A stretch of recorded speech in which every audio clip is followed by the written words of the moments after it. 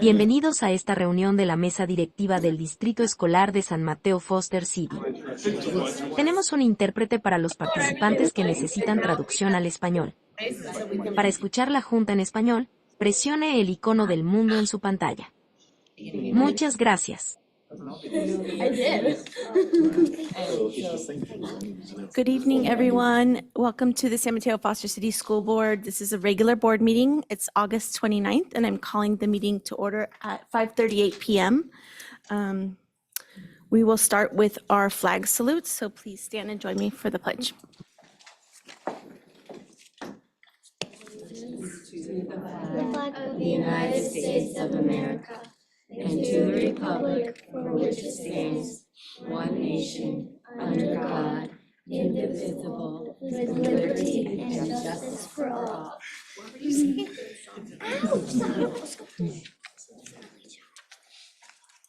All right, thank you. We'll go to item 2B, which is roll call. Trustee Brooks? Here. Trustee Kim? Here. Trustee Trin? Here. And I'm here as well. Moving on to item 2C, approval of the agenda for tonight's meeting. I'll make a motion to approve the tonight's agenda. Thank you, Trustee Brooks, for the motion, and Trustee Kim for the second. All in favor, please say aye. Aye. Okay, that was 4. We'll go to item 2D, approval of the minutes for the June 27th meeting.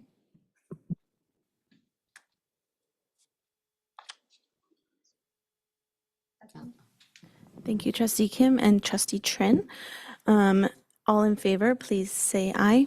Aye. Okay, that was 4 yeses. We'll move on to item 3A, public statements related to non-agenda topics. The San Mateo-Foster City School Board cannot act upon any matter that has not been included and publicly posted on the agenda except under limited circumstances as permitted by law. The board may refer matters raised in this forum to staff for investigation and/or action where appropriate. Please limit your statements to 3 minutes. Is there anyone in the audience here that would like to make public comment not related to an agenda topic?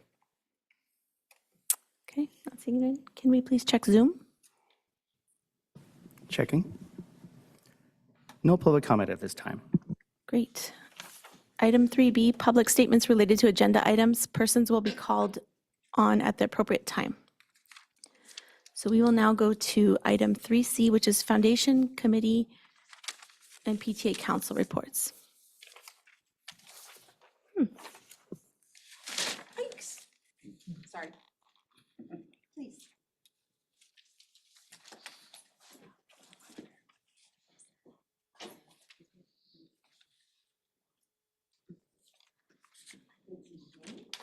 I'm Colleen Sullivan, the interim executive director of the San Mateo-Foster City Education Foundation.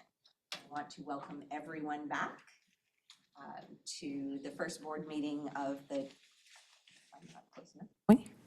Thank you. The 2024-2025 school year. I have 4 items. The first one is today, Gilead Medical Affairs had their school supply drive, and they do an ice cream social and people bring their supplies. So in our little Ed Foundation office, I have 5 buckets and I am putting crayons and paper and glue sticks into the 5 buckets for our 5 community schools. So big shout out to Gilead for supporting us in yet another way. Next thing is we were gifted with a $25,000 grant from Woodlawn Foundation, and we'll be using that to support our schools. And one of the things that we recently did was grant an opportunity for each of the traditional middle schools, so Abbott, Bayside, Burrell, and Bowditch, to buy instruments for their music programs. Then last week, Monday, the City of Foster City did their nonprofit grant award, and we were awarded $4,350. So that's great. We will figure out exactly where that's going. May be going to Best Buddies. And lastly, I want everyone to spread the word. September 13th is the deadline for executive director applications. And I want anyone you know, it's a part-time job, it's 20 hours a week, and I am leaving my interim role, but I am not leaving the Ed Foundation. I will tuck this person under my wing and train them up and not leave their side for the next year at least. So that is kind of a caveat that might scare people away from applying. Anyway, so if you know someone who might be interested, I would greatly appreciate it. Maggie posted it on LinkedIn, so that was great. If you guys wouldn't mind going to our Ed Foundation Facebook page and sharing that, or LinkedIn and sharing it too. Thank you. Have a good meeting. Thank you, Colleen.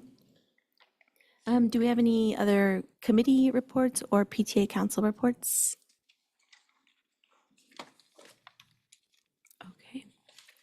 Since we're back from being away, I think I'll make sure that we recirculate the committee assignments and get back on track there, so TBD. Item 3D, SMETA CSEA SMFCAA updates.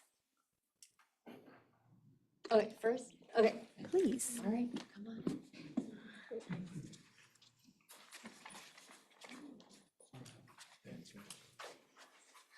All right, good evening. I'm Amy Snow, the principal of Beach Park. So we are the first school to present for the new school year at our board meeting. And we've got 5 updates. I like how Colleen numbered them, so I'll do the same. So the first one is we have new construction. It looks so cool to have those solar panels. And our teachers were really excited to park under the shade and have a cool car when they come out. And then it was all cleaned up for the first day of school. We were panicking because we're like, oh my gosh, there's a lot of dirt in front of where our kids gonna ride their bikes. And by Wednesday, it was all cleaned up. So I really appreciate all the work that went into that. It is a new school year, and so it really takes the whole district working together to make sure that we are ready and open. So all of our apps worked. All of our kids had Chromebooks. Our TK and K parents at back to school night had lots of questions about like, wait, I have to take this home and then they have to bring it and then how is this? And so, but it was great because everyone had their own. And the other thing is, it's every single department. Even in the nutrition department, a new thing for us was having, we have a lot of students with allergies. They're able to get school and snack lunch even though they have, egg allergy, lactose intolerance, or not. Of course, the nut allergy thing has been cleaned up, but we have also specific things, and they're able to go through the line with their friends and come out, and it was a really big deal, and it was really great that we had all the services working together. We have a student support team, our SSTs. We've also included our newcomer support team. And so we have been welcoming our newcomer families, meaning that they're we did it for both. Anyone who is new to our school, 1st through 5th grade, or new to America schools, 1st through 5th grade.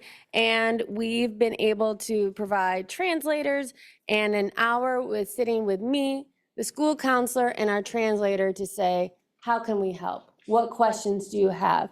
These are how the Chromebook works. Let's open it up. Let's show you Footsteps to Brilliance.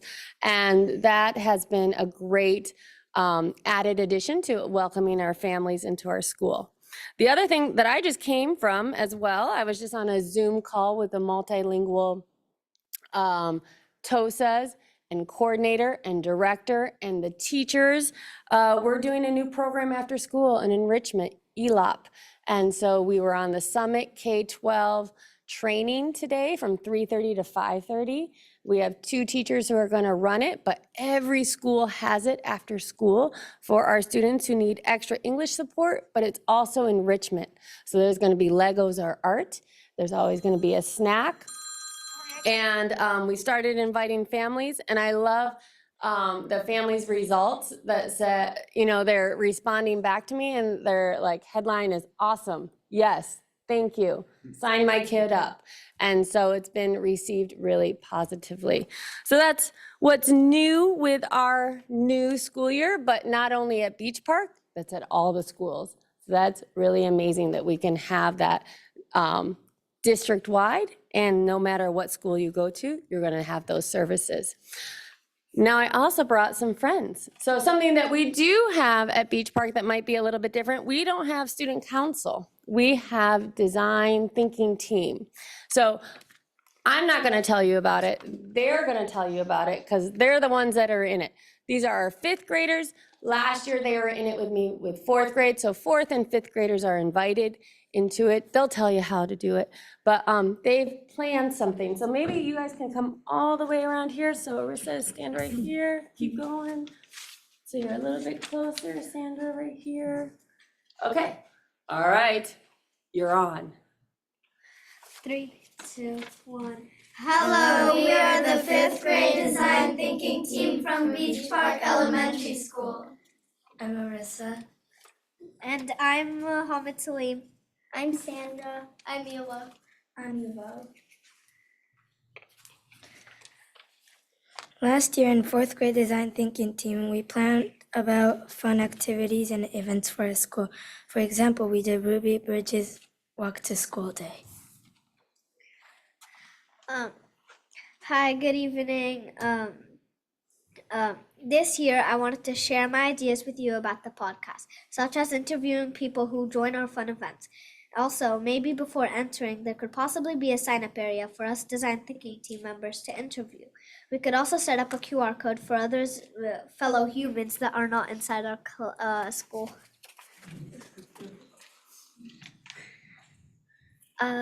So not only do we talk about events and design thinking team, we also try making the school feel like a good community and a safe space to share your feelings. The design thinking team is about making the school better by having fun events like Spirit Week and holiday events. This year, our theme is sometimes courage is the little voice at the end of the day that says, I'll try again tomorrow. Great. So thank you, design thinking team, for coming. And we look forward to seeing what they come up with because we followed the design thinking steps of empathy, brainstorm, then we try it out, see how it goes, and then we see what could we do better next time. So we really appreciate their enthusiasm. And how did you guys get in the design thinking team? Go ahead. The application and then signing into Google Classroom. Mm-hmm. Basically the application. It also sounded like a lot of fun. Yeah. So they have to apply, they have to have references, and anyone who applies and their references pass them, they're welcomed in. All right. Well, thank you for letting us present today.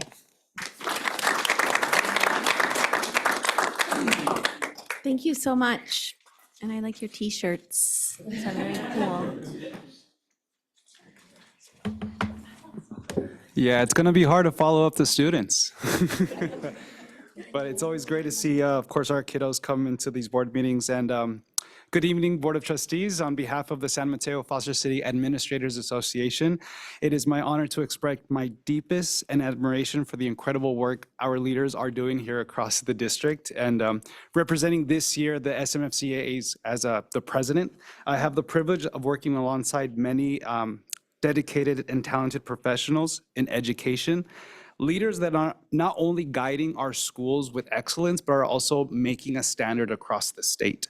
And representing this exact same work in recent weeks, I've had the opportunity to observe trends and developments across various districts in California. And I'm proud to report that our district has seen some strides in across various facets, whether it be literacy, math, dismantling school to prison pipeline, but also ensuring that our facilities are state of the art and we have beautiful fields readily for our children to be able to go and play. But with that, we're also being invited to participate and express a lot of the initiatives we're doing here with the 5-year strategic plan and sharing that statewide, sometimes across the nation, and of course in the county in collaboration with our County Office of Education. And something that I did find that was kind of, it sparked some interest was that in recent EdCal reports produced by the administration, the Administrators Association of California, also known as AXA, many districts are actually still struggling to find key leadership positions. And I'm proud to say that we're not one of those districts. And this is the moment where we, as the SMFCAA, really want to give gratitude to Superintendent Ochoa and the board to provide us with the contracts to be able to have that consistency of leadership, to ensure that our kiddos have wonderful leaders that they can look up to and be able to collaborate and participate in a lot of these great events that we host here in the district.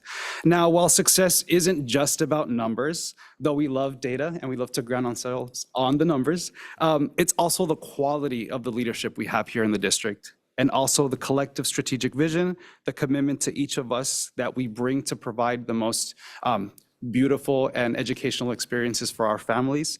And we're excited what the 24-25 school year has to offer, and I look forward to collaborating and with my partner in crime here, my Vice President, Amy Rufo. Hi, today we had our first employee housing task force meeting where we looked and explored statistics to really showing why we need to study to be able to allow our teachers and staff to live in the city or the county where they work in. As always, from Business Services, I'd like to share some fast facts of what we were able to do this summer while everyone else was on break. In technology, we were able to deploy 3,200 new Chromebooks, 265 new devices to staff. The Business Services and Fiscal Department, we issued over 4,000 POs in the last year. Child nutrition, we are on pace right now to serve 810,000 meals during the school year, and that is a 13% increase over last year. In the construction department, we installed over 100,000 square feet of new flooring. We have 76,000 square feet over 5 campuses in construction. We paved 280,000 square feet at our school sites, 51,000 square feet of new turf, and 237 new HVAC units. We can now say that every classroom has air conditioning in the district. So, thank you. That is our update. Thank you so much. Thank you for the update. Smita?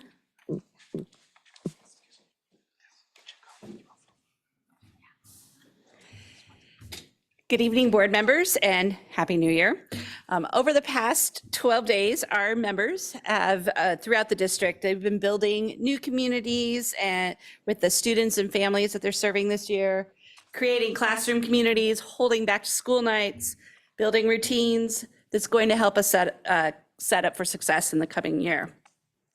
In the hallways, you can see joy and excitement that comes with any new school year. We want to recognize and welcome our nearly 60-ish new hires in San Mateo-Foster City School District this year, consisting of teachers, TOSAs, psychologists, counselors, and speech and language pathologists. And we want to extend a warm thank you, of course, to our CSEA group, for especially our custodians, for helping all of us set up and start our year in a clean and relatively organized classrooms, some of which were put together at the very last minute. Many of us have amazing new facilities. We can enjoy that break from the heat with our new AC units, which was especially valuable this past week. But even with joy and excitement in the new year, we do also have exhaustion and even some tears at the beginning of the year with the issues and the potential for growth that we see that SMETA members would love to be able to see.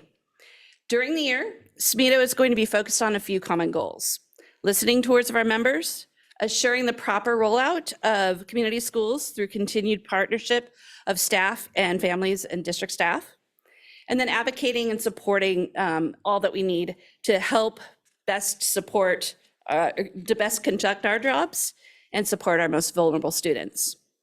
I'm optimistic that this year we can work together, continued that partnership to problem solve, share ideas, and we're looking forward to a collaborative and productive year.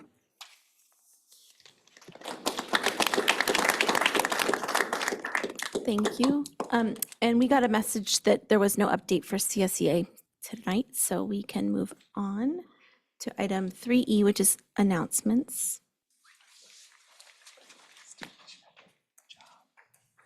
I'll just announce, well, we're back to school, but also while we were, I don't know if we were gone or not, but we weren't in a meeting yet, but we had an election, and I just want to congratulate Trustee Kim and Trustee Trin for being reelected. Seemed like it was nice and easy and breezy, so but I'm glad you're both back for another term. And then we'll be having a new school board trustee in December that will join us. So looking forward to that. Any other announcements? Okay. We'll go to superintendent report. Thank you. Thank you, President Proctor. So I'll be brief tonight. Many thank yous are owed to the Classified School Employees Association and their staff who don't really get a summer off. They just clock back in. It's, you know, there's some weekends in there, but there's not a lot of time off. It really is a ballet performance to see 600 teachers figure out how to pack as many things as possible. And the people that they're with every day on their campuses who know they have to give them just a little bit more time to get their things put away, but they're also feeling that urgency to get in there and, you know, strip and wax those floors and try to get the school as beautiful as possible. But I'm really looking forward to an event we have on the 17th of this upcoming month in September, where we're going to be cutting some ribbons at some school sites where some really fantastic construction has taken place. I also want to send a thank you to every teacher and principal in the San Mateo-Foster City School District. I want to concur with Kathy in that there's joy in those classrooms and there's coherence in our schools. And it takes a lot of work, but it also takes a lot of hope from our educators to say, I would have liked another 2 weeks in my summer if there's any way to squeeze that in somehow, but we're back in that first week of August, and kudos to those who came to our professional development trainings that we offered. But I have a lot of hope about this school year being a really positive year as well. And I'll certainly talk a lot more about the Educator Housing Task Force later tonight. So thank you. Thank you. Okay, moving on to item 4, which is the proposed consent agenda. All items on the consent agenda are considered by the board to be routine and will be enacted by the board in one motion in the form listed below. There will be no discussion on these items prior to the time the board votes on the motion unless members of the board, staff, or public request specific items be removed and discussed from the consent agenda. The superintendent and staff recommend approval of all consent items. Movement of any recommended consent item is appropriate at this time. Are there any board members that would like to remove any items? I would like to remove 4A22.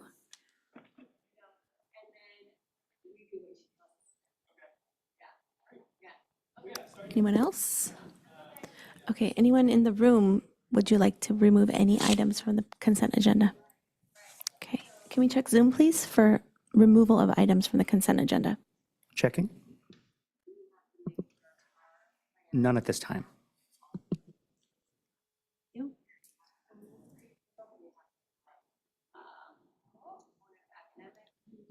We can go with approving the consent agenda without item 4A22 and then come back.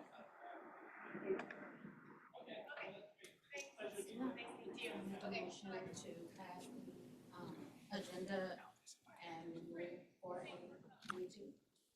Second. Okay, thank you, Trustee Brooks, for the motion and Trustee Trin for the second. All in favor, please say aye. Aye. Okay, that was 4 yeses. Then we can go to item 4A22. I pulled this item because I just wanted to put on the record the reason why we are paying for basically the reinstallation of the turf field at Sunny Brae. So I either one of you could just explain like what happened and what we're doing about it. Either way, I think we both can do it. Go ahead. You're welcome.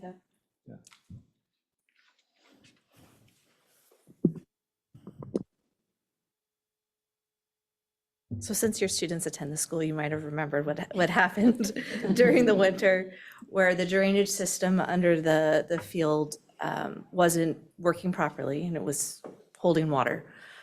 So we went ahead and got a new design, redid the drainage and the turf on top of the field. We're currently working with our insurance company on the best course action forward on how to get those costs recouped. But in the meantime, we didn't want this to happen again. So we had to go and move forward with the new design, which should be ready to play on by the end of next week. Great, thank you so much. Okay, any clarifying questions from the board? Will we be provided an update once we are, I guess, given the course of action of how we will with them? Will we just get an update on it? Yes. Any other questions? Okay, is there any public comment in the room on this item for A22? Anyone on Zoom have public comment on this item? Checking. No public comments at this time. Okay, any further discussion from the board on this? Just thank you so much for all of the work the construction facilities team is doing. Really see like, all the solar panels going up. So it's just great. Thank you so much. Anyone want to make a motion for this one? Second. Okay, thank you, Trustee Brooks and Trustee Trin. All in favor, please say aye. Aye. Okay, that's 4 yeses. We are moving on to item 5A, District Response to 2023-2024 Grand Jury Report. Yes, thank you very much. For those of you who may not be familiar, the grand jury takes on particular interest in the community, and we are the recipient of some analysis that they conducted. The grand jury, when they take on particular interests, they conduct a series of interviews with, and in this case, they conduct interviews with numerous school districts within the county.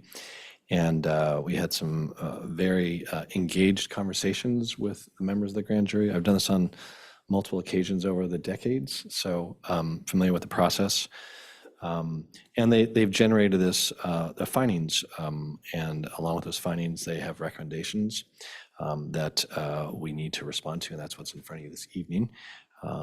And essentially, in regards to some of their findings, we agree with their findings, 2 of their findings, and a 3rd finding we couldn't agree or disagree with. So you'll see that in the format, and that's not atypical in terms of response from school districts.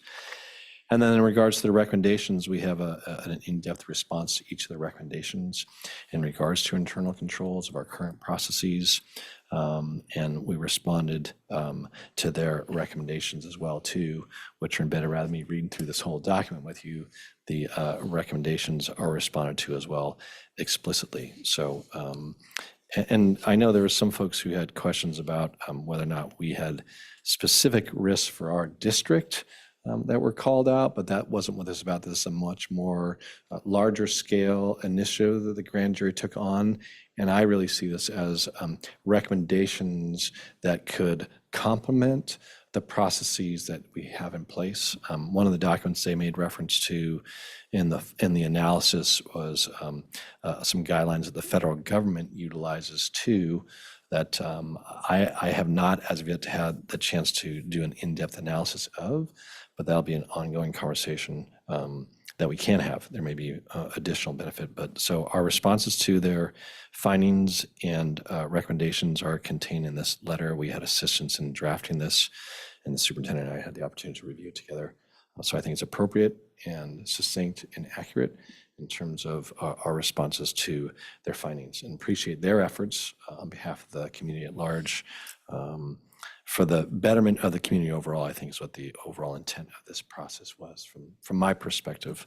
So we're asking for your approval tonight of our response to the findings and recommendations. Thank you. We'll go to board questions. I had a question I just wanted to start with.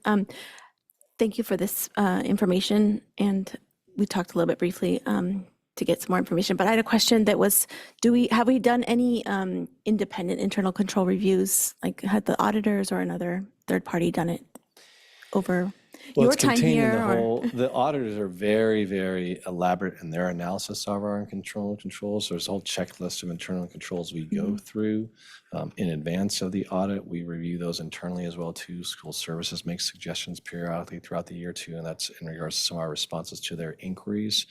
But the auditing process, and you know too, Allison, being an auditor, there's a lot of analysis that's performed on the internal controls. So, but we haven't had a third party, to answer your question explicitly, we haven't had a third party outside of the auditing firm conduct that type of analysis. And I'm not familiar with other districts who have either, if that's your question. I'm just one, okay, I'll save my comment. Is that my That's the answer to your comment. question? That does answer, but I'll save the next part as a comment for the next piece. Sure. Any other questions? Yeah, I had a question about, so I looked, I did look at the grand jury report, and I'm curious if we could get, just take a look at the survey that was sent out and our response. Sure. Yeah, that would be Absolutely. great. I'll forward it to you. And then just one thing that I noticed about the response is that it includes former trustee Watkins's names on the letterhead. So just if we can update that. Oh, okay. I think at the time I drafted it, I think. I'm sure at the time you drafted it was fine, but Okay. yeah. We can modify that for sure. So I'll forward the copy and then we'll edit that. Okay, thank you. Any other questions, clarifying questions? Okay, are there any public comments from the room here? Any public comment from Zoom? Checking. No public comments at this time.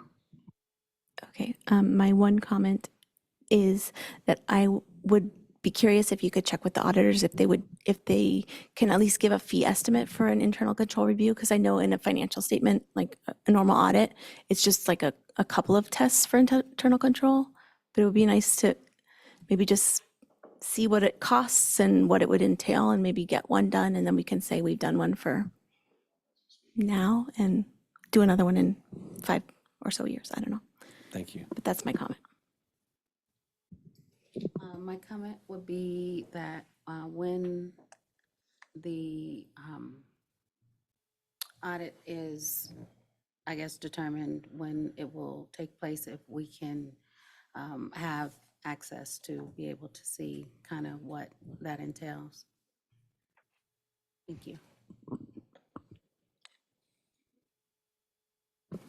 Any other comments on this item? Okay, we do need to vote to approve, I guess, to accept the response. Is that what we're doing? Okay. Okay, thank you, Trustee Brooks and Trustee Kim. All in favor, please say aye. Aye. Okay, that was 4 yeses. And we will move on to item 6A, review 2024 ELAC and recent classification results. LPAC, sorry. I can't read my letters. School just started. I'm refreshing. Too many acronyms. We often get them confused. So good evening. Thank you, President Proctor. I'm David Chambliss. I'm excited to begin a series. We'll be doing the LPAC presentation this month, and following that, next month, the CASP, and following that, we'll be talking about our interim assessments. So there's some exciting data about our student growth that we look forward to sharing with you and discussing the good work by all of our staff in support of that improvement. So give me a moment here. I'm gonna get my screen shared and all right, and then I will.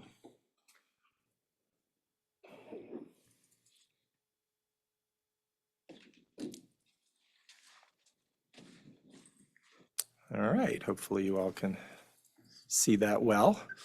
All right.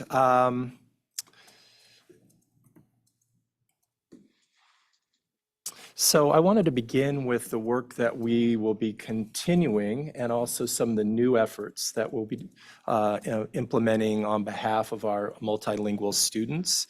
I've sort of keyed them to our strategic plan, our building blocks, so you can kind of see where they orient within that strategic plan. Let me just call out a couple of things that we're doing, particularly some of the new things. We started a new engagement process when students are scheduled to take the initial LPAC. So this is, in most cases, this is our little ones, our kindergarten students, but not always just the kindergarten students. And we're bringing actually families in at the same time. And while the students are taking the initial LPAC, we're orienting their families to what it means to be an English learner and the kinds of services that are provided to them. And we're already getting very positive feedback from families who, in some cases, have already had a student who was an English learner, but they've never had that orientation and the value that they're getting in understanding the information, the data that's behind that, and the expected supports, and of course, the ultimate goal of reclassification. We think this is going to support students, particularly at home, in their growth and development. Let me also call out the work you all have supported and approved over the last few months, which is we've seen some flat improvement in our middle school English learner performance. And so we're very aggressively implementing a new English language arts as well as a new English language development curriculum. We've conducted PD with all of our teachers of that curriculum over the summer and this fall, and are really looking forward to seeing that curriculum and those good practices gain traction and support our students to transition to fully English proficient before they transition to high school. And then a third was mentioned earlier by Amy Snow. We're implementing site-based student academic interventions at all of our schools this year. This is very much a partnership between district leadership and site leadership. And we're bringing in a program to provide that support, and excited about particularly about the ratio of it. We've done interventions in the past, but they've been, call it a 10 to 12 to 15 to 1 ratio. And in fact, we're looking at teachers working with students in groups of 4 and 5 and 6, much more of a kind of small group model. And so we're anticipating, and this again, the students who are selected or identified for this are the students out of our data that we're recognizing are still struggling, and I'm going to point some of that out to you in the data to follow. All right, so just speaking of the LPAC, the English Language Proficiency Assessments for California, just to kind of refresh your memories that this is an assessment that is, a written component, a reading component, a listening component, and a speaking component. So it really taps and helps us understand how students are doing across all of the key aspects of literacy. This is testing that occurred last sort of late winter into the spring. One note, I apologize, the attachment in the agenda mentioned that the LPAC is taken by TK to 8th grade. And actually, I was pulling an old slide from last year and should have edited it to say it's now actually kindergarten to 8th grade. The state has wisely, I think, chosen not to ask our TK kids to take the initial LPAC, and that will actually begin for them when they are kindergarten. And I mentioned some of the domains. I mean, the key thing is with our youngest students, everything is one-to-one, so we get a very strong read on how their English is developing. And then in 3rd through 8th, there's a component that's one-to-one, but otherwise it's group format. It's a test on the computer. Here is the data from the LPAC this past spring, and you can see, again, there are 4 performance levels. Level 4 is the ideal. We want to move students toward that. And you can see both the percentages and the numbers of students. So give you a second just to take a look at that.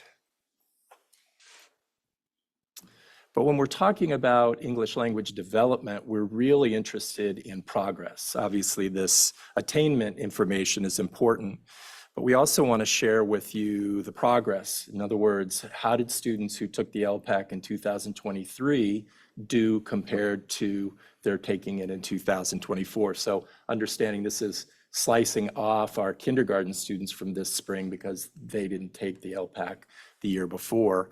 And you can see that, again, the percentages and the numbers, thankfully, we're skewed to the right, which means that we have many students who are growing a level or growing 2+ levels.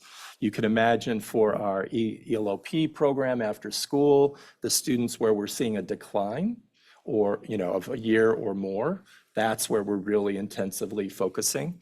An important note is that we're actually not satisfied with maintaining. While it's important to recognize that each year the test gets a little harder, if students are maintaining their scores, it means, they've grown, they've developed a year, but we're really looking for acceleration.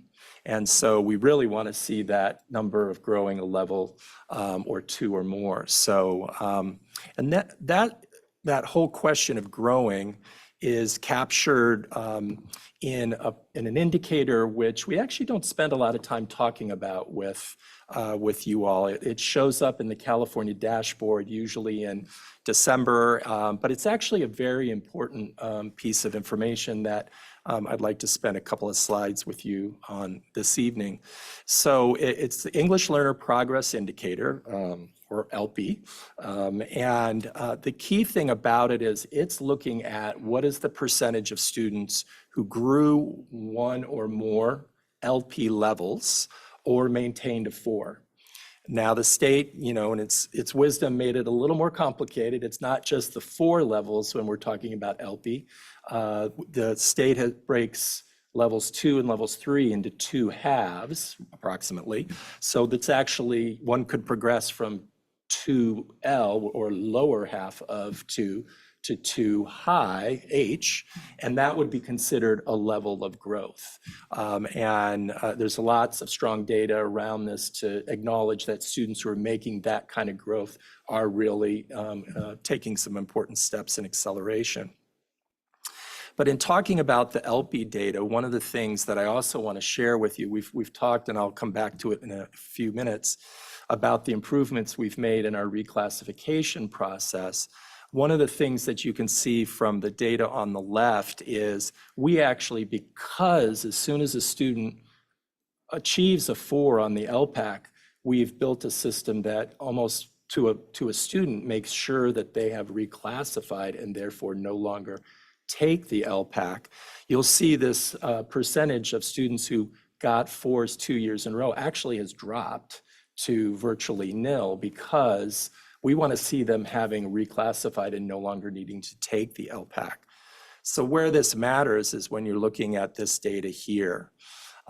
You'll see that we slipped down last year. There was a lot of reclassification of higher performing students that I think affected that. But even with the same kind of intense reclassification process, we've now taken a very nice jump in the LP indicator. And if you kind of do the math with the students who had 4s 2 years in a row, you'll see we're actually back to a level of performance that we had pre-pandemic. And I would expect, given the strategies, the actions we're implementing, that we will continue to see a rise in that performance. One thing I do want to note is that the 2024 data is our internal calculation. We'll get the official state calculation in December when the California dashboard came out, but we're using the same formula that they use, so we're anticipating that that number will look very much the same. And then this is just some information to remind you of the work that we have done to increase our reclassification rates and support students to move into to be fully English proficient. You'll see here, we worked with a committee. We've added criteria such that We can use either our internal district literacy assessment or CASP to support students. And then we're working hard to create a process where we can have teacher input on or report card data that supports students' reclassification. So just to kind of update you on where we are with reclassification, you can see that the achievement since 2020, clearly virtually quadrupled from the earlier years reflected here to a high percentage of students who are reclassifying each year. And this is important partly because we know that student access to certain coursework in high school is shaped by whether they're still identified as English learners or not. So there's a whole trajectory of access which is opened up by these kinds of reclassification numbers. And let me pause there and I'll take any questions you may have for discussion. Any clarifying questions from the board? A quick, I guess it's more of a request for future analysis. I will say this has been a little bit of a blind spot for me, but I have been hearing more recently about how there's a lot of diverging outcomes between girls and boys in school. And I know that we are doing, analysis by race and other classifications, like we have, the depending on like socioeconomics and everything. But I would love to kind of just as we're going through academic analysis of academic outcomes in general, also see like, are we missing anything? Are there gaps that we're not expecting between girls and boys, or just because I think if we aren't checking, then we may miss it. And so I want to make sure that we're covering that base. Was there a clarifying question in that? Sorry. Would you please do an analysis by gender in the future? Thank you. Anything else? Yes, we will. I had one question related to the group that declined either one level or two levels. So my understanding is based on the LP levels, that could also be a 2H dropping to a 1 would be considered a drop 2 levels. Is that correct?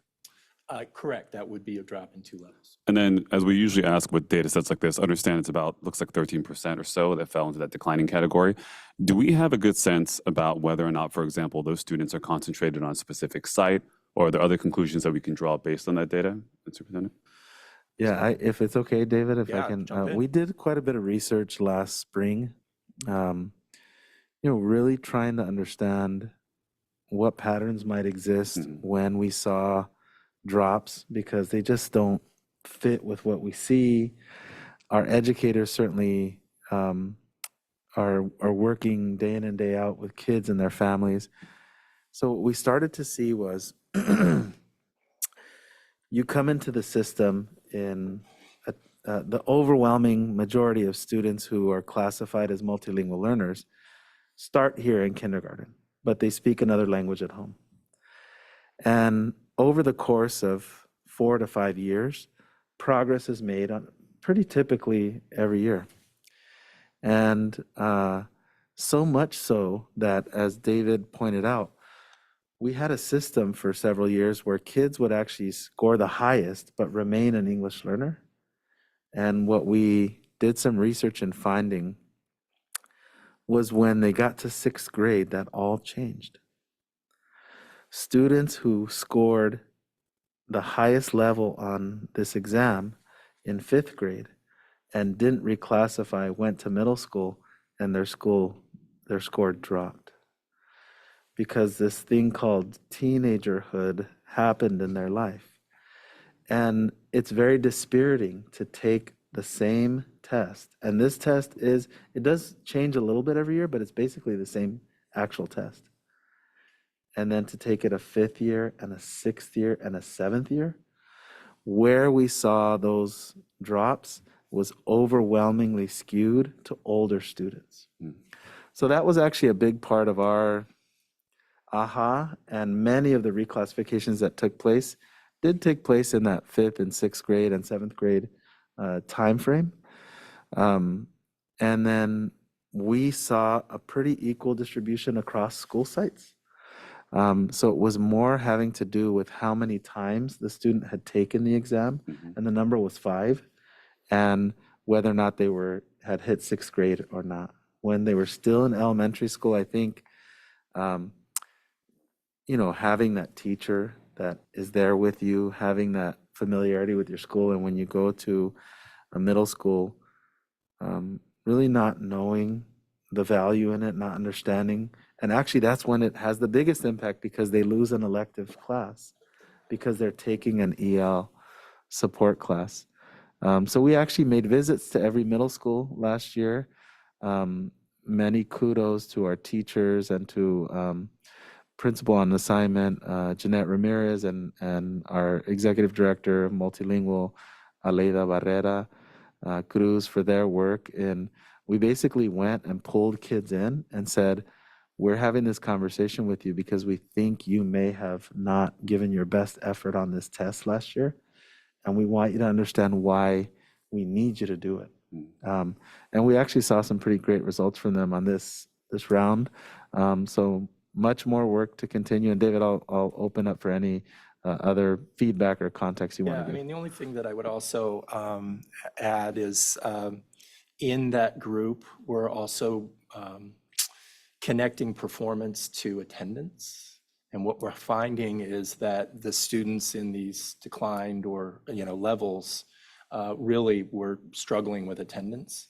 And so they still need strong, rigorous curriculum. We know we can, we should do better and can do better there. But we need to address the attendance issues that are tied to that, because these are in many cases students who are also chronically absent. And if you're missing 18, 25 days out of a school year, I mean, it's really difficult for you to come back. And that's particularly true in our youngest students, where the impact is most profound. No, thank you for that. And I think at the DLAC meetings last year, we covered the truancy issue and the middle school transition as potential challenges that affect some of these results. I was going to ask, do we have a data point to show, understanding there's outliers like newcomers, but for students who started in our district in kindergarten, how many reclassify by 5th grade before that transition over to the traditional middle schools? I don't have that data at hand, but I can certainly, I can pull it for you. Would love to see that as well. Thank you. Any other questions? I was just going to ask about, you mentioned truants or attendance, kids having issues with attendance. Can you maybe, I guess, give some examples of like reasons why these kids can't make it to school that you've heard about, and is there anything we can do about that? Yeah, I mean, I may invoke my colleague here to help me with this, but I mean, the things that we're seeing is part of it is there's sort of this sense of, well, they're young, if they miss school, it's not so bad in kindergarten. We have some, kind of, I don't know how we describe, kind of a laissez-faire kind of approach to attendance in the earliest grades. I still think we're living in a post-pandemic world where the slightest sniffle, we've sent lots of messages home heretofore that said, stay home. We don't want to, and we're actually, now the unfortunate fruit of that is that we have parents who do keep their kids home at the slightest sniffle when in fact they actually could be in school. So adjustments in our COVID guidance is really about, acknowledging if you are showing symptoms, stay home and all that. But if not, please, once the student is no longer has a temperature and things like that, please be in school. I do think we're making strides around the social emotional supports, but I still think we are wrestling with, again, that's a kind of a post-pandemic consequence of students who, struggling with their own mental health. And particularly, I think that's also a middle school impact. Do you want to add anything, Dr. Ruokawa? I would just add that when thinking of can you hear me? Yeah, when thinking of newcomer students, there's a lot of feelings of isolationism. They're in a new country. They're learning to navigate our system, our education system, and society in general. And these things all do weigh heavy on our kids and families. And in the last 2 years, when we engaged in our community school input engagement, a lot of these pieces came to the fore. And this is the very reason why, we're coming together with our community school grant and our initiative to kind of meet those needs so that we can remove those barriers for our kiddos. Thank you.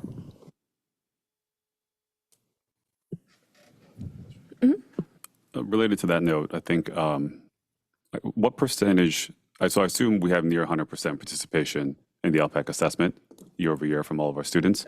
And I know at the DLAC meeting last year, I think related to community schools as well, we did a better job of meeting with parents to give them a sense of this is what your child will be assessed on. This is the format of the exam. Your instructed teacher will be in the classroom for these sections to give some comfort to those students.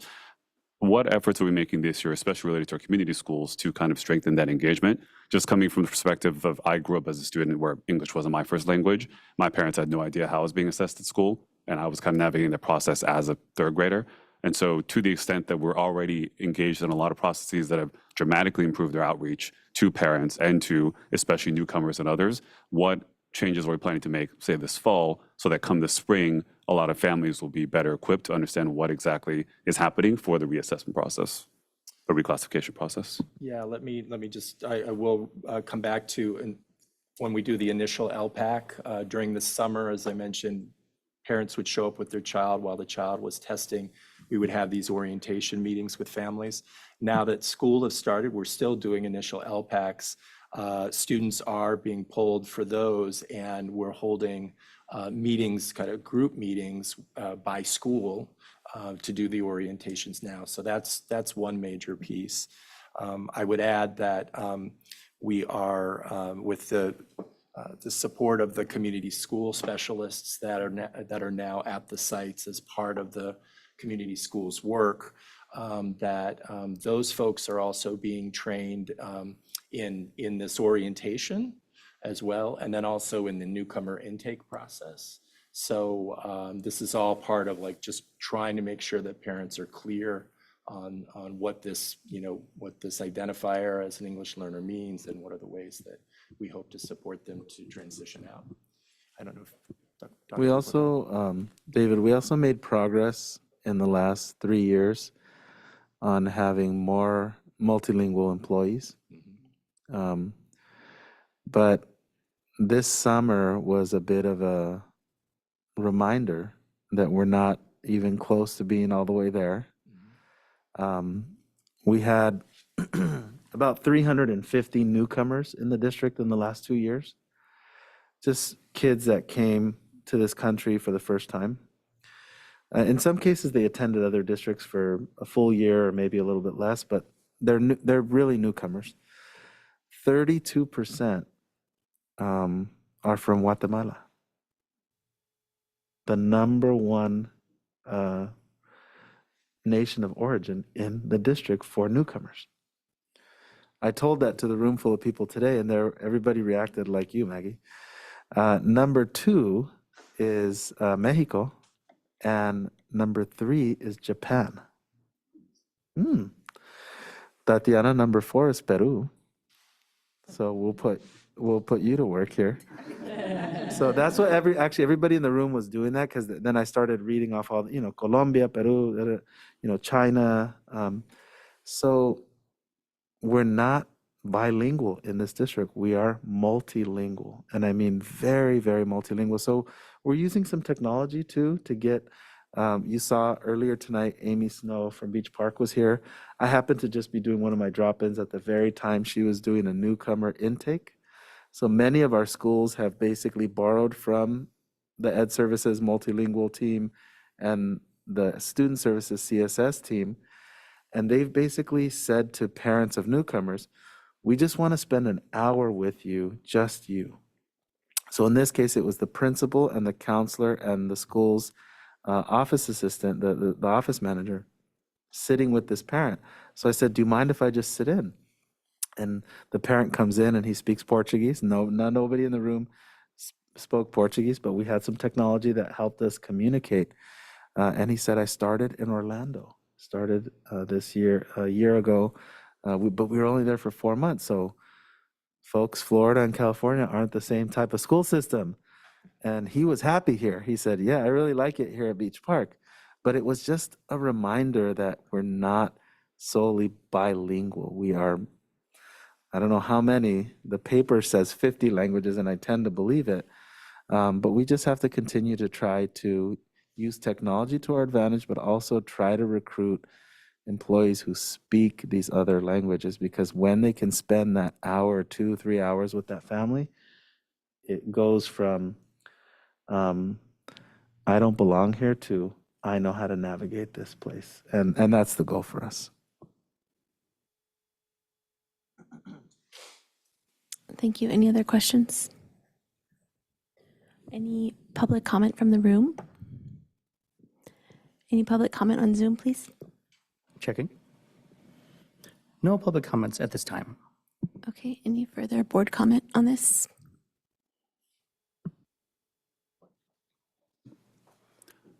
I just wanted to echo the superintendent's comments. I think it would be really helpful for us to see the breakdown of countries of origins and language to the extent that we have it for the school year. Personally, I have encountered newcomers who do speak primarily Japanese or Portuguese through their work with the district or even at my local campus. And so just knowing that we are hyper aware of the kind of breakdown of our need and then also staffing accordingly, as the superintendent said, is something that I've heard repeatedly from our community about making sure that we are trying to serve everyone in our district. So we just love to see the data and then also how the staffing or resources will play out in order to respond to that.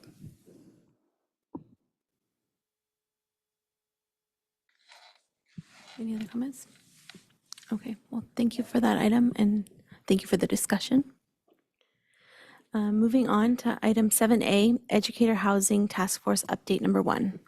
Thank you, President Proctor. We talked about this at our June Board of Trustees meeting.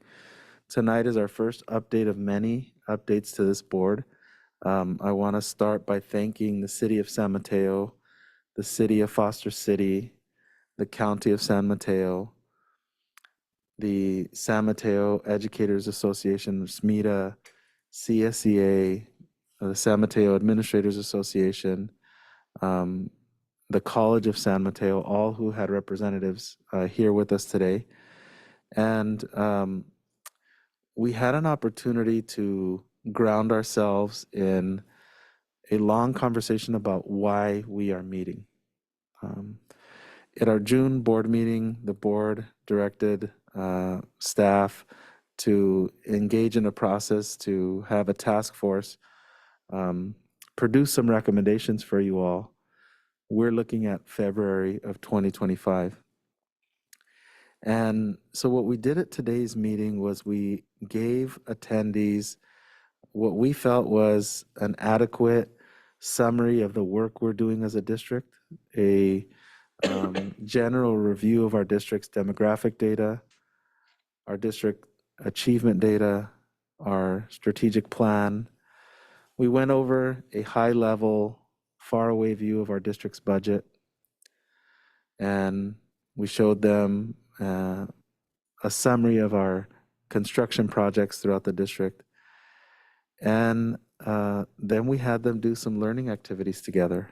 The first of which was an activity where they all had to share what their first housing experience was when they were the ones paying the bill.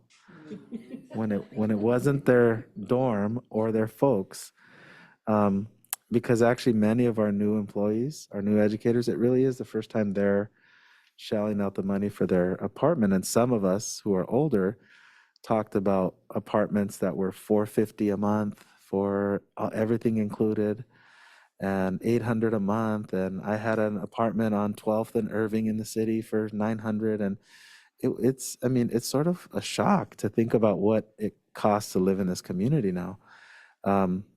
And then we did an activity. You can see the maps around the room. There's a few still left.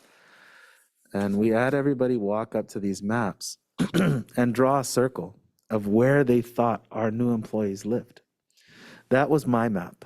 So myself and a handful of others, we landed on that. We drew kind of a big circle. And then the map over there, Patrick, I think that was yours. It was yourself and was it Mayor Nash? Yeah, Mayor Nash from San Mateo and Andrea from the College of San Mateo and Zach from the city, the housing department. So yours was a little bit different. Every group actually had a totally different circle, so there was no consensus. Like we all thought something different about where people lived. And then, and this is all uploaded on the district's webpage. So if you go and if you refresh your board agenda, it'll have all the documents in there. You can look at this, and the public can look at all this as well. We started to name off the cities where everybody lived. And it was Alameda, and it was Campbell. And then all of us are like, everyone took our phones out and started doing the Apple Maps to see how long it would take. And then we got to Cameron Park. And Cameron Park is actually on 50. It's past Sacramento on the way to Tahoe. So and then there were some folks that have addresses in Los Angeles and Fresno and Bakersfield and some different places. And they're not driving from there every day, but what they're doing is they're living somewhere totally temporary. They're literally staying on someone's couch or staying with a family member. And we all know that doesn't last. That's extremely temporary. And there were actually 33 cities where our new employees live that are not San Mateo or Foster City or Burlingame, San Carlos, Belmont, Millbrae, San Bruno, South San Francisco. So I had a package of cities that are sort of like we thought of as decent commutes, like you're not crossing a bridge and you can't, see the waves in the ocean. And we have 200 new employees in the last 3 years on the teacher side and another 250 new employees on the classified side. And of those two groups, more than 40% do not live in those cities I just named, meaning they live in San Jose or Hayward, San Francisco, and again, way further, Livermore, Stockton, really far away places. So what we talked about was, it was a shock to hear those cities and to know how many, it's basically close to half our employees, don't live in a place that's reasonable to think they're going to stay here for 20 years or more. And so what I shared with them was, when I show you the list of employees who have been here 13 years or more, the number of cities they live in goes from 33 to 19. And the number of people that live in those 19 cities goes from 9 and 10 and 7 to 1. We all know that one colleague who we go, they're nuts. They live down there. How do you do 101? But it goes from like 7 to 1. And the reason is they had a baby. Their dad got sick. Their child started school. There's just so many things that happen in our lives that get in the way. So what today's meeting was all about was helping everyone who has offered to participate in this process understand how significant the problem is. We also share data from throughout the county and throughout the region showing that in 2022-23, the average San Mateo County school district lost about 10% or more of their employees in their first year. They moved to another county, or another 15% left teaching altogether. And we showed multiple school districts. And the reality is there are school districts where those numbers are 2%, 3%, and 4%. But the overwhelming majority of San Mateo County districts are not that way because we're not doing anything about housing.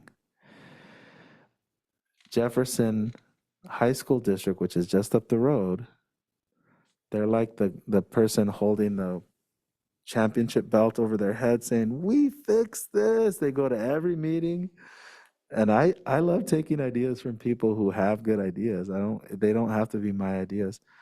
But these folks had a plan, they had a vision, they executed their plan to build educator housing, and it has resolved their turnover issue. It's taken years because that's how this process works. You don't just put up housing from one year to the next.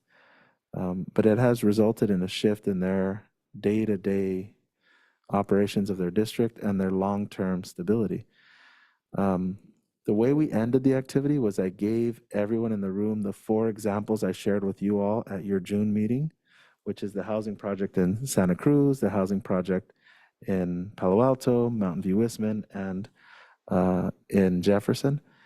And I wanted to stimulate that thinking, that creativity, that process of just thinking about the future, with the agreement that starting next month, which will be the same day as your school board meeting, we'll bring an expert in who's going to focus on land use policy, and land use law, and give us some context about the properties we own, because as we've discussed on the dais, we own some properties that we need to talk about and think about what to do with those properties.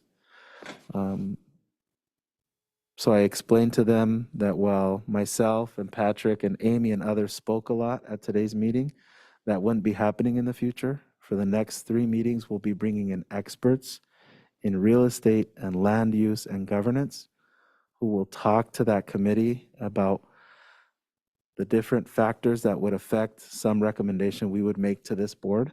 But it was very clear at the end of the meeting, the purpose of the task force is to produce recommendations that this board would consider in February and make decisions about what to do moving forward. So I wanted to give that summary to the board, open up for board conversation, the potential of having some board representatives on the committee, and answer any questions you have. Thank you. Are there any clarifying questions from the board?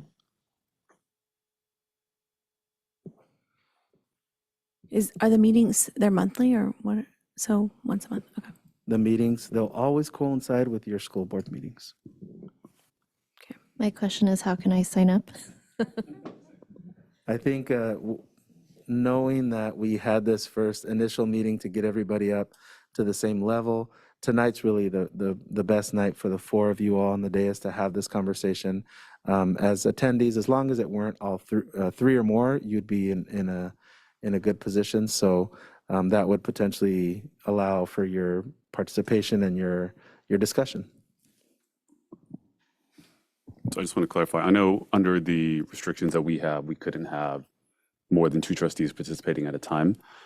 But I do believe that the conversations that are coming up, especially with our external stakeholders, would be valuable for all of us to have. Even if we do get a report out or something, I think hearing the live conversations and being able to process all that information, especially on this issue that so many of us have heard from our community about, would be helpful. Is there any other way, whether as alternates or to live stream it just for trustees and others, or for, like, say, district staff to watch? Because I do believe these conversations, even if we vote on it, have the information in February, knowing the ups and downs as we go through it and hearing from the expert testimonies will be very helpful, because this is an issue that I think all the trustees will want to have much deeper understanding of moving forward.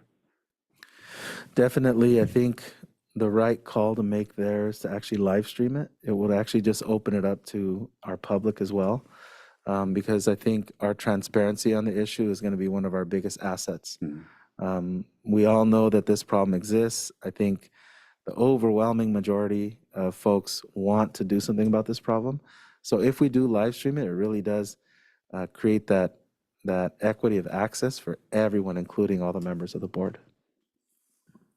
Can we get some clarity on what's allowed? Because I would think, I mean, if this is a task force and they're like very specific about what their tasks are, and it's like a live stream meeting that we can all listen in but not participate. That's right. And so the public could also do the same.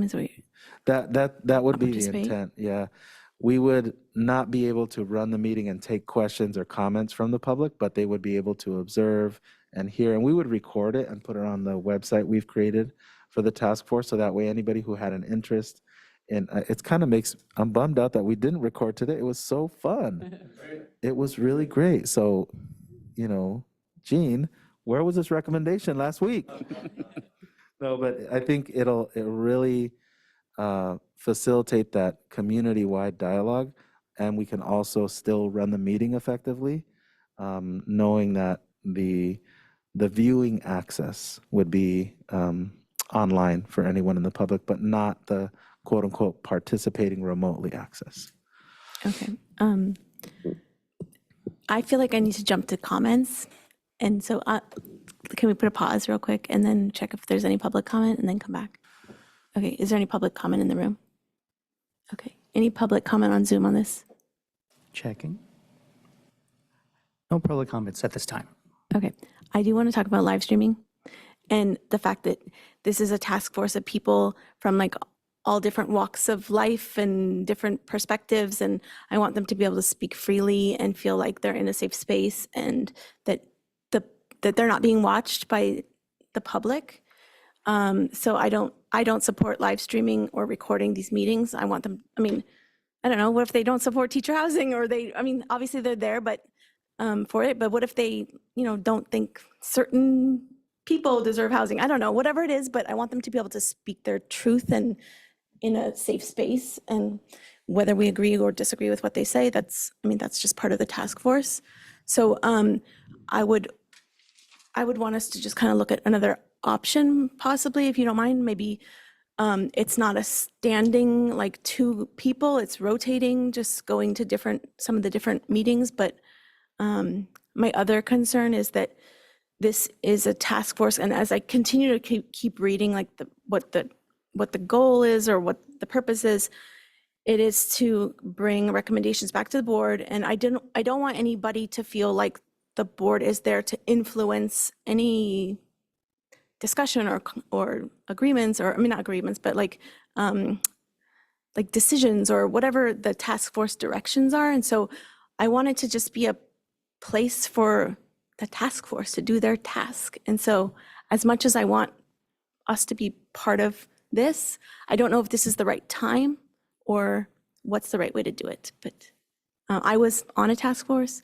for the city of Foster City, and there were no council members there. It was literally just different people picked from the community for different, like I was representing as a school board person. And so that's my thoughts. Should we get a census of if there are any board, well, Maggie has expressed that she would be interested in being part of the task force. I know that I am, but just to be, transparent, would you be interested in being a part of the task force?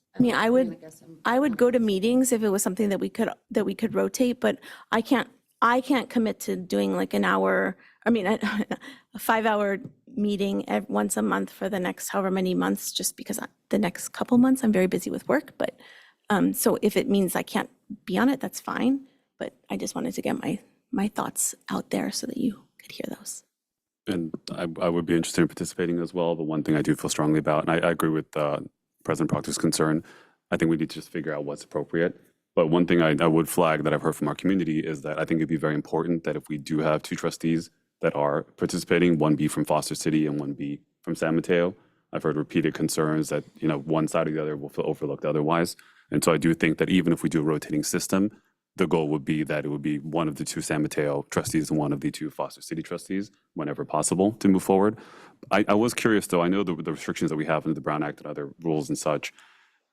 If we were, to the president's point, like if we were there more in observer capacity as opposed to, say, facilitating the conversation or driving the conversation, what flexibility do we have? Is, if I'm going to be watching it at home, is it okay for me to watch it in the room? And I understand that exposes us to potential more questions about the roles that trustees play, but are there any kind of flexible arrangements we could consider? I think keeping in mind so that it doesn't feel like we are putting our fingers on the scale and we are there primarily to learn and to observe and to process our stakeholder input.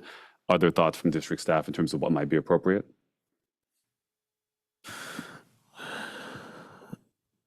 We attend events that are for the purpose of professional growth. Some years, all 5 board members and myself, and county events, the difference here is the existence of the task force is at the direction of the board. So for me, having 3 in the room I wouldn't advise it for that reason. I think live streaming creates the transparency and creates the access, but I agree with President Proctor in that it will have an impact on how people behave in the room because they know there's a camera. Some of us will come alive, but others will kind of get quiet. I'll start talking a lot more. So the balance of access and how genuine and how free the conversation can be is certainly something for the board to consider.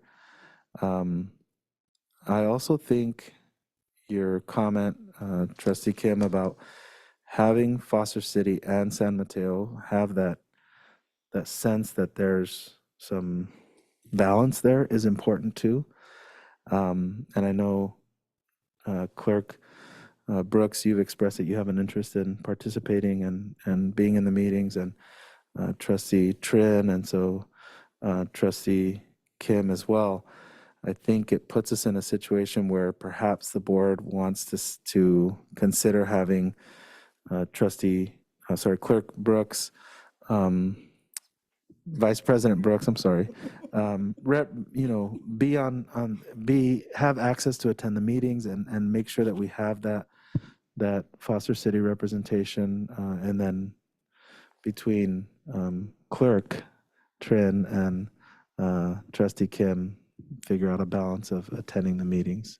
But it's really up to you all.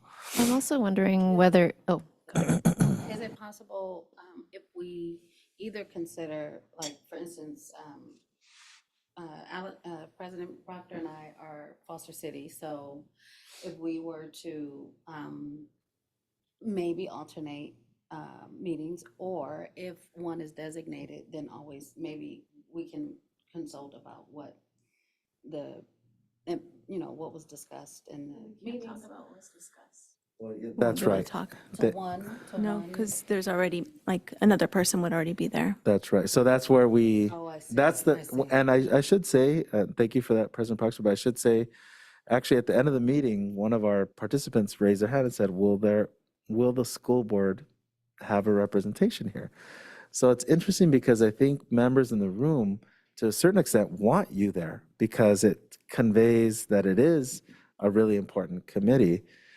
But at the same time, somebody across the table might be like, oh, well, now I can't really give my true opinion because this person I'm going to give or this person has a certain opinion about it. So as members of the board, I think there's a fine line of being there, but not, putting your finger on the scale too much, but also just, it is important to have you there. It is seen as a sign of respect and a sign of some stature to have a trustee present. So why don't we just do like A, B, A, B, and then the A's go one meeting, the B's go the next one, because we're split between Foster City and San Mateo. A, B, yeah. I mean, yeah, we'll pair up and you guys can pair up and then. Is there a possibility of, since they are happening right before the board meeting, like, I mean, I don't know if like in addition to or instead of, but like folding a quick update into the superintendent report, can we do that? Or I don't know, I'm just thinking. From the meeting that took place? Yeah. So my weekly report? No. Like when you have, like, Tonight. just like reporting out, like just like 1 or 2 sentences. So my thought was to have this item again next month, every month. Got it, okay. Yeah, only because it does create that record, so it allows me to put everything we shared on the district's website, because as you know, we have folks that go on and check our board documents, and Diego's not here, he's getting ready for his presentation, but one of our most highly clicked on pages is the board documents page. So we look at it as if we put things there, it really does create that access that we want. And then that would be the plan for next month. And then just one additional thought on President Proctor's concern about the live streaming. I'm wondering if we do this rotational trustee system, if there's a way for us in these early few months, while this is still very preliminary, to be able to listen in, but not necessarily open it up to the entire public, because I agree with that concern. I do think before this moves forward, say much further, we will need to have a lot of public conversations. But I agree that in this early stage where we're trying to get very candid, honest input, both from our experts and our stakeholders, it might make sense to keep it to a closed group. And then when those recommendations come forward, then to go out into public and to really solicit additional feedback. So I do want to explore if we are doing a rotational system so that we're not updating each other ourselves, having the opportunity to tune in, and we will get a report out worst case. But I do think there's a lot that happens in the room that doesn't always get captured in the summary.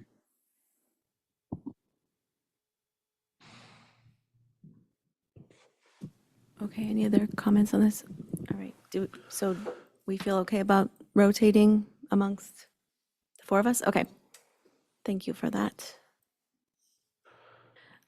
Moving on to 7B, Communications Department Update.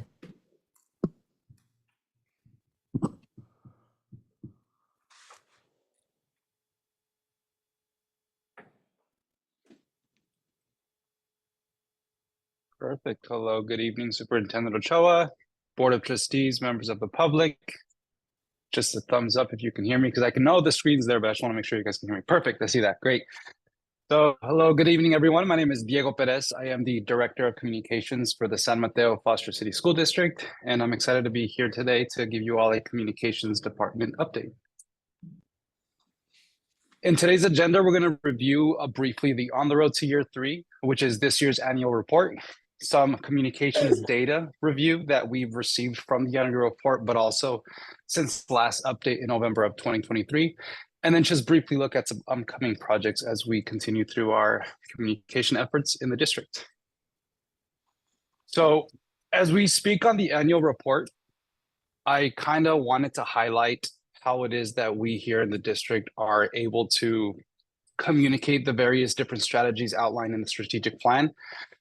We do have, of course, 3 goals, 5 building blocks that are aligned with that. And this year's strategic initiative to be able to tell the narrative with our annual report is to be able to ground our efforts in the 3 goals.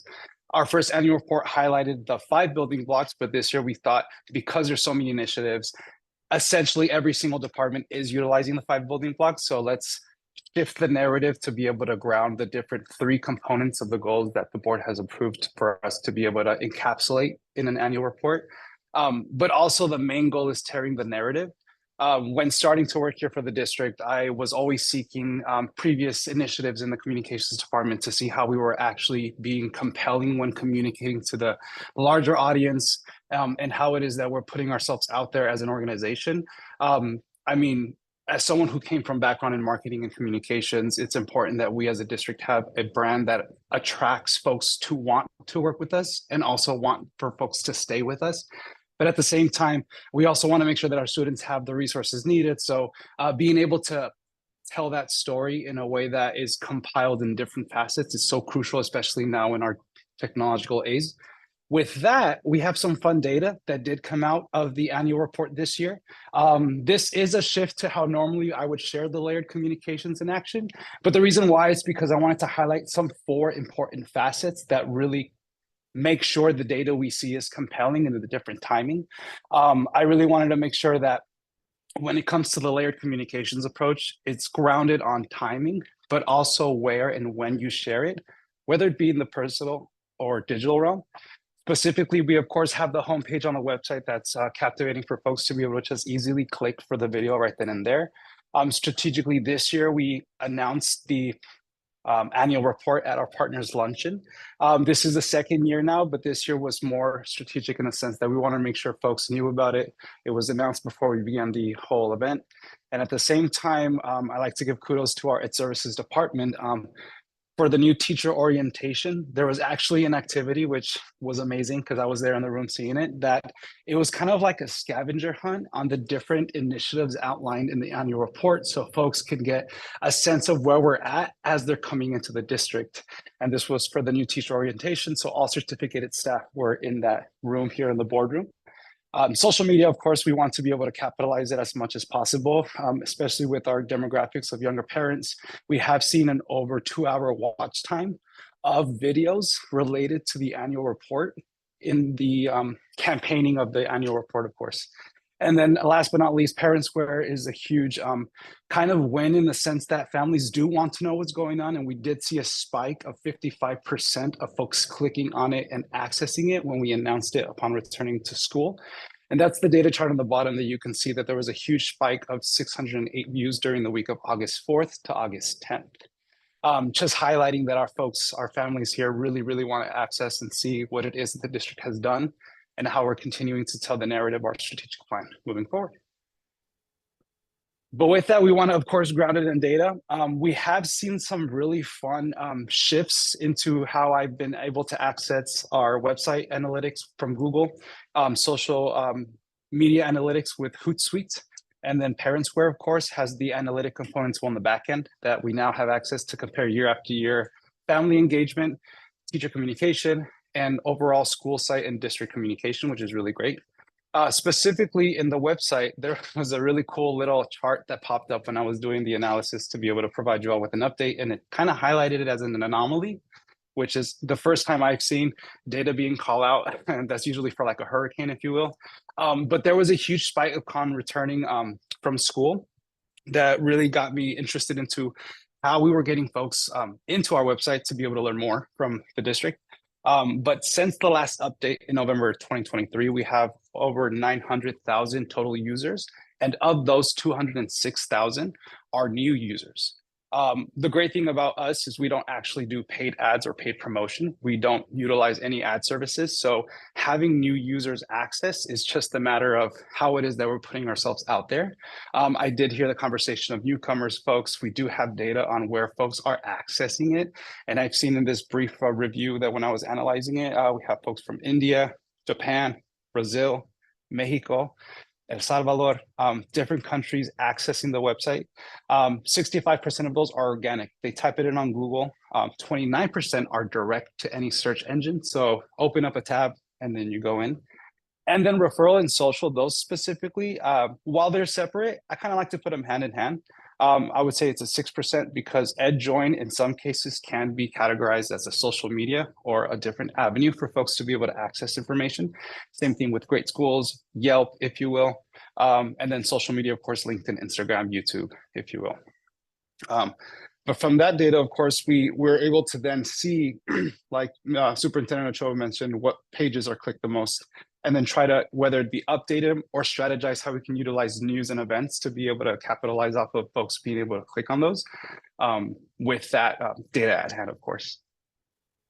Now, when it comes to the social media, we utilize Hootsuite. This is now our second year utilizing it, and it's been a great tool to be able to consolidate all of the data from across the social media channels.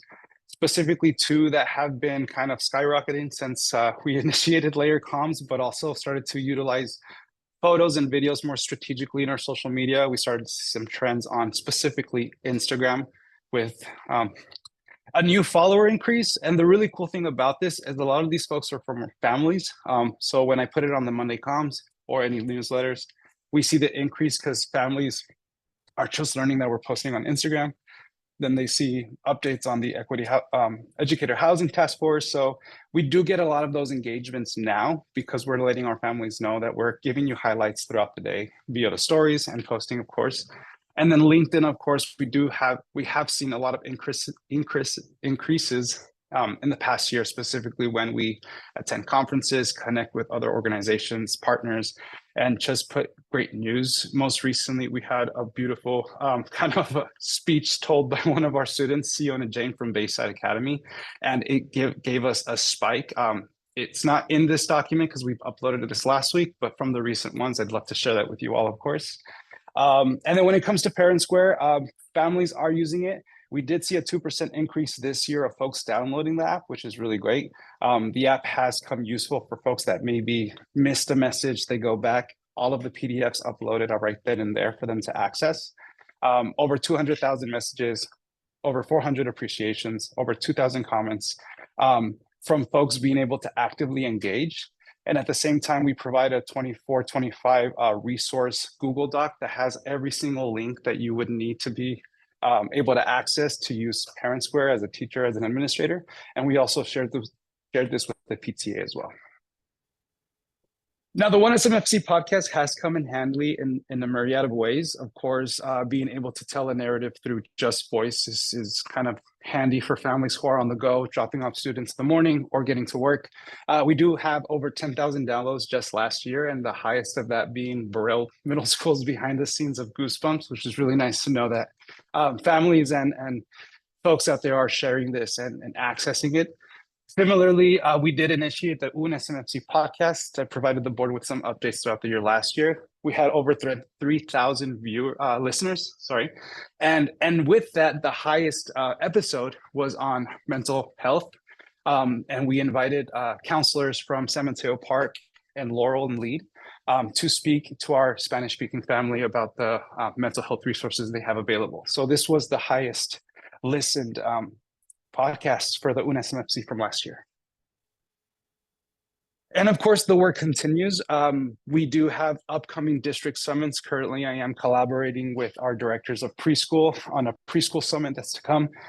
We do have feedback from the previous summits, specifically from the first grade literacy summit, on folks really seeing the passion behind how we're communicating with families. Our Empowering Student Voices Council has grown this year. We're excited to be able to welcome about 14 new members across the middle schools from our district. And as referenced Siona Jane earlier, she's going to be returning. So we're excited to see a powerhouse come back and be able to be a leader with all the new members and also collaborate with folks from last year. And board partner visitations are going to continue. Last year, we did it alternatively where we did 1 month on, 1 month off. This year, they're all going to be school board partner visits. So we'll have 4 visits during the year, and we're going to have 5 schools to visit. So it'll be equally divided amongst the board and folks from the district office to be able to share with our partners in our community the great work that's going on. We do have, of course, survey feedback from the initial ones. Folks really, really enjoy it, especially when they're able to collaborate with our kiddos and see what they're doing in classrooms. So more to come to that, of course. And with that, I'd like to just say thank you so much for giving me the time. Thank you, Diego. Are there any clarifying questions?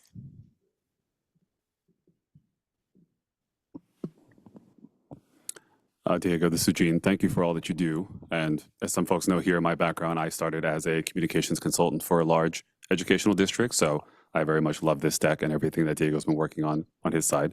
I did want to ask you, one comment that we get a lot from parents isn't so much the lack of communication, it's the over communication.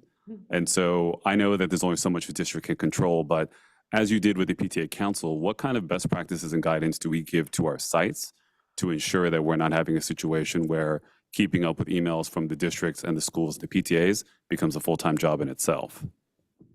Yeah.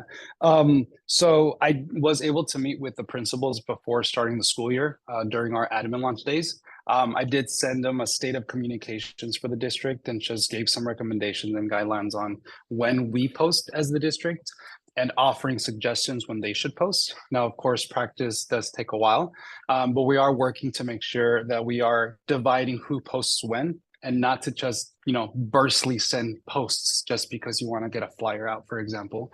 So an example that I gave to our leaders were Mondays is Monday comes for the district. Tuesdays could be your PTA weekly newsletter.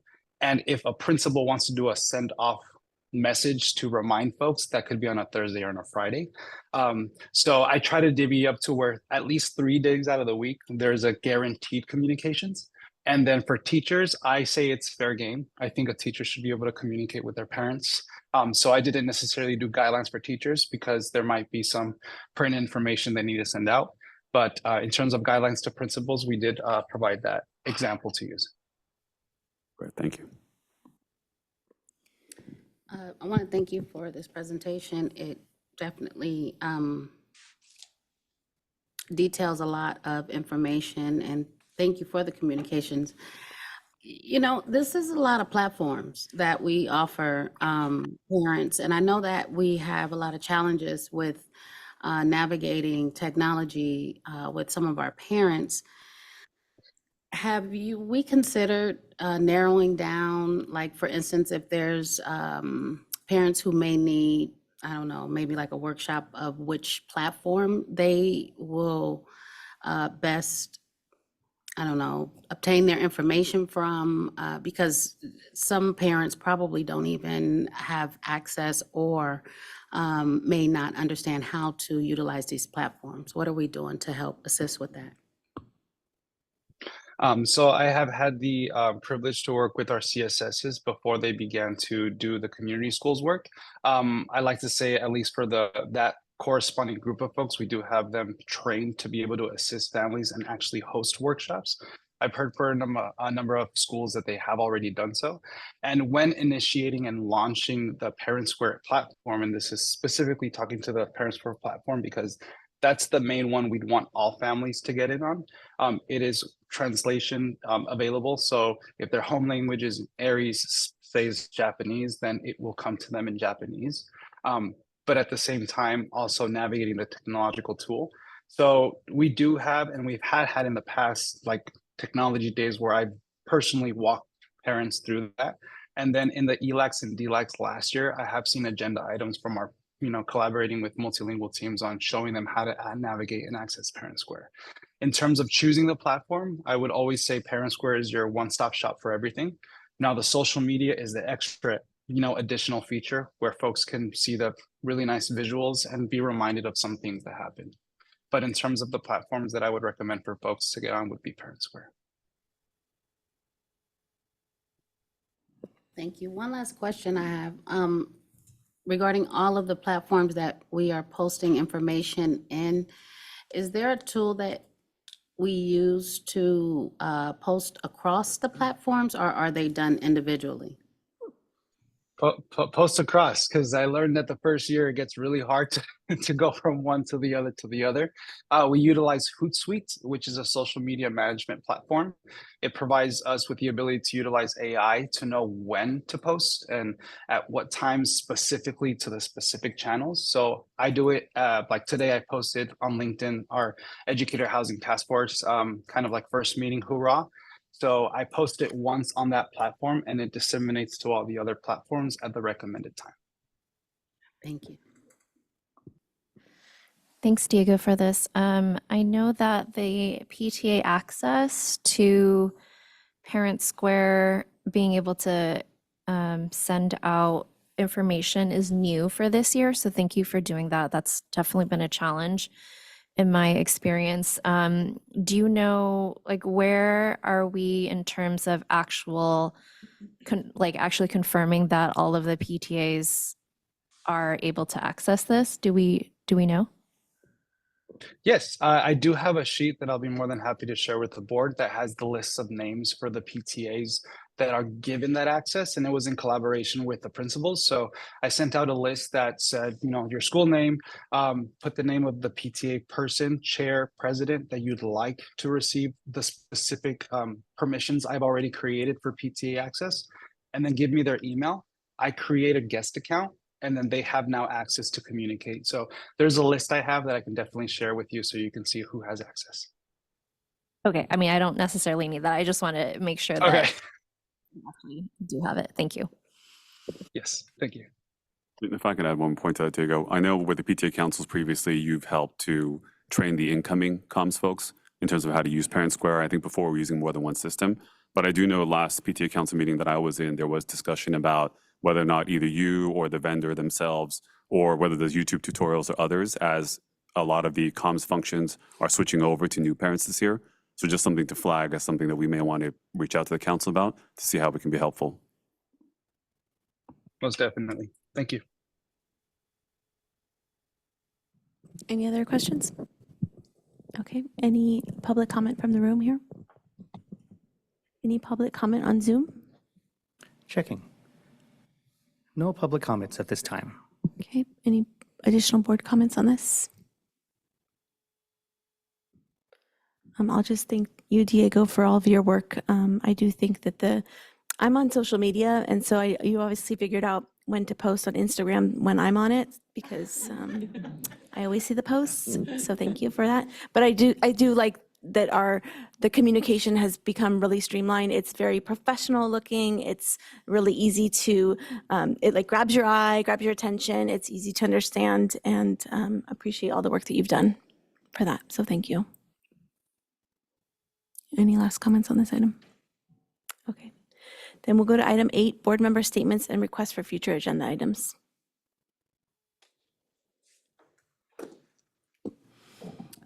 For future agenda items, I would like to agendize financial literacy that we would like to consider, moving forward with a comprehensive plan to move forward to implement it throughout our district.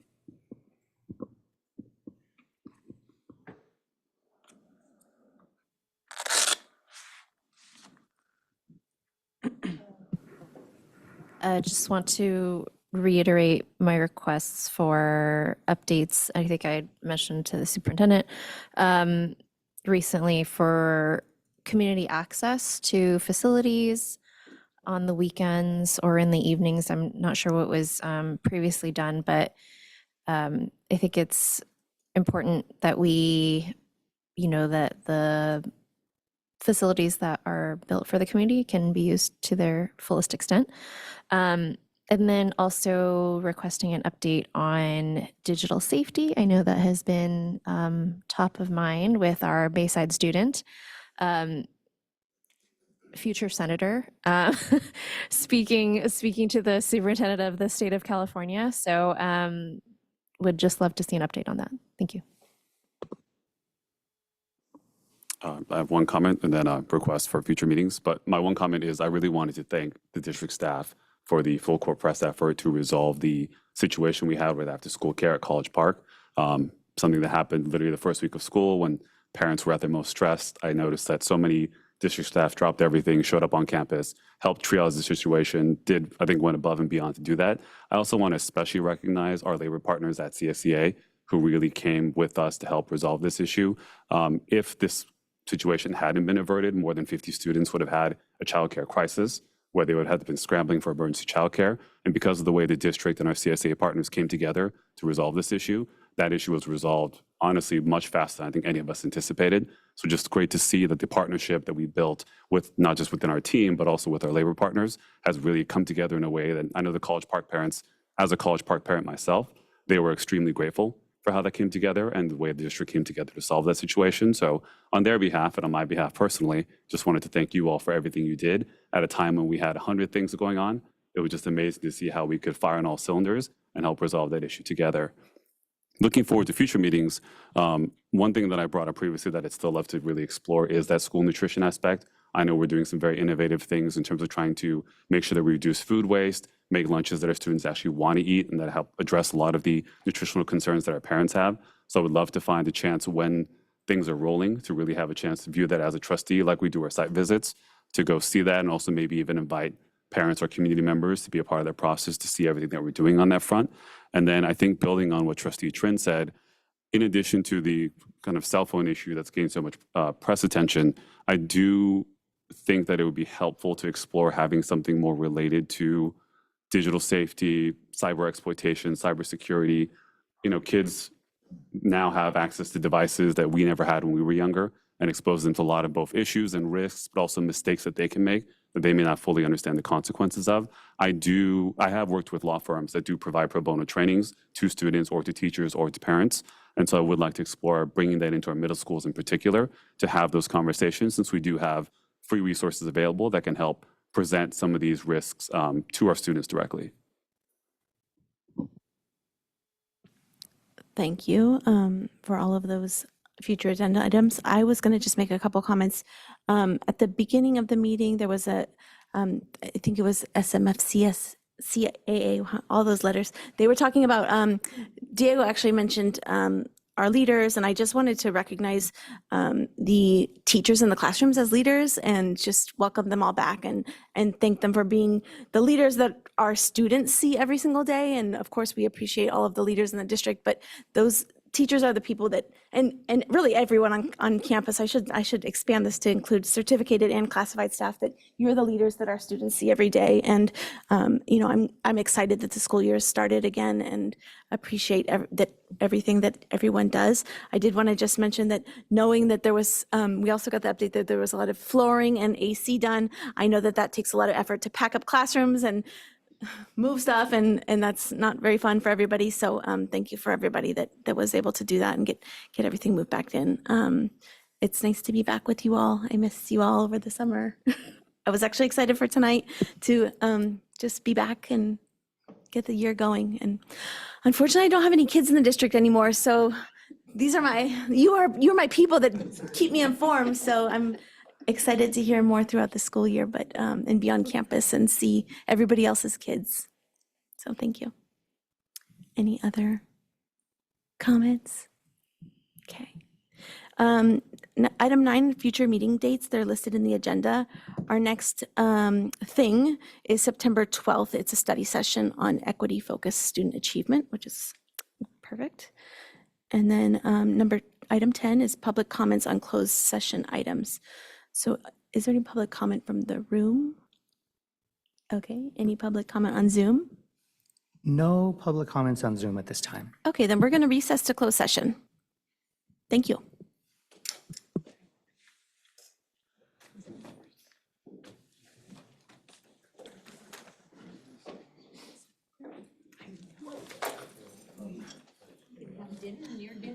Right?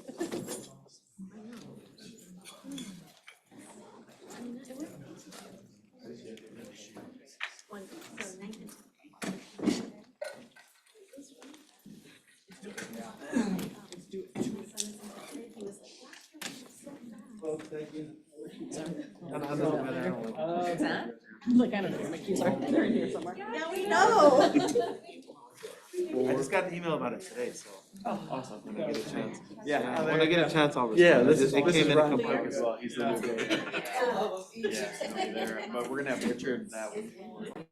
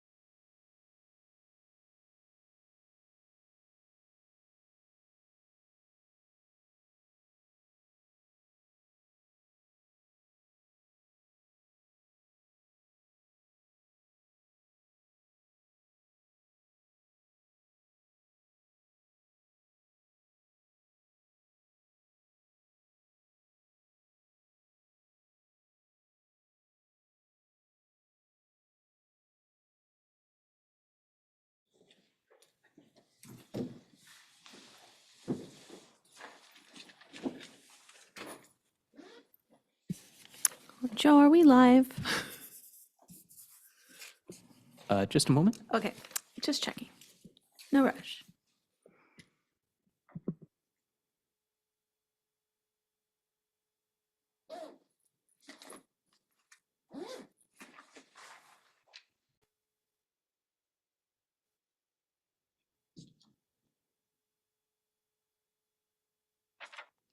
You should be all set. Okay, thank you.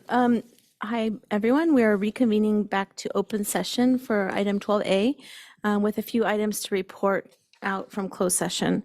So I will read them. Item number 1, conference with legal counsel, existing litigation. Name of case, John Doe versus San Mateo-Foster City School District, San Mateo Superior Court Case number 22-CIV-03682. The board took action in closed session by unanimous vote of all trustees present to approve a settlement agreement between the district and a district family and student. Okay. Item 11C, a majority of the board voted 4-0 to approve a compromise agreement in Office of Administrative Hearings, case number 2024-040148. Sorry, 2024-050148, to resolve claims raised against the district in exchange for funding compensatory education which has been incurred or will be incurred during the 2023-2024 school year. That one was unanimous. Item 11D, majority of the board voted 4-0 to approve a compromise agreement in Office of Administrative Hearings, case number 2024-050388, to resolve claims raised against the district in exchange for funding compensatory education which has been incurred or will incur during the 2022-2023, 2023-2024, and 2024-2025 school years. And that one was also unanimous. And item 11E, a majority of the board voted 4-0 to approve a compromise agreement with parents of a student to resolve potential and threatened claims against the district in exchange for funding of an alternate program during the 2024-2025 school year for the student. And that one was also unanimous. We will now move on to item 13A, which is adjournment. Motion to adjourn. I'll second. Thank you, Trustee Kim and Trustee Brooks. All in favor, please say aye. Aye. Aye. We are adjourned at 8:14 p.m. Thank you.